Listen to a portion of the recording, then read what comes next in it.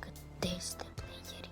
Danas smo u novom klipu na Extra Player kanalu. Ljudi, u ovom klipu ćemo, verovali ili ne, da inače ovo je svetlo, čiji roditelji su nam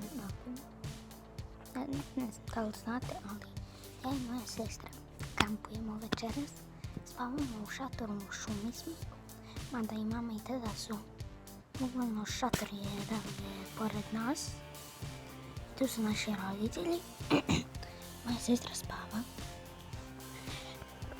Čekajte, znači, sad ćemo da je Tunja,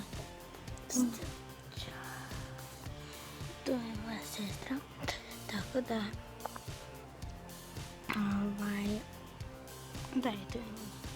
Znači, sad ću bar da vidim koliko je sati ujutro. 3:21 je, ljudi. 3:21. Znači, evo je moja sestra. Znači, nekako nešto radi. To su naše stvari da bi, jel te uspjeli da preživimo? Da imamo nešto dinara. Imamo neke krike. Da, svašta imamo. Tako što imamo samo jedan kafić koja je nahrana. Neka vanka.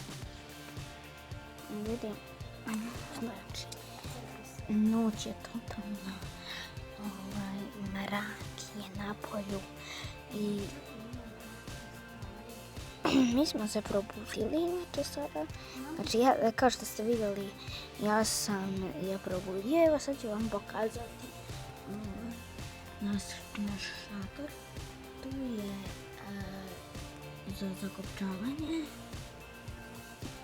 I tako, znači, manje više sve je to ekstra.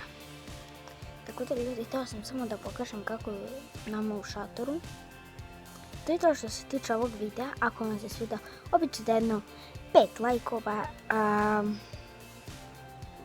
I mi se vidimo u sljedećem videu. Pozdrav!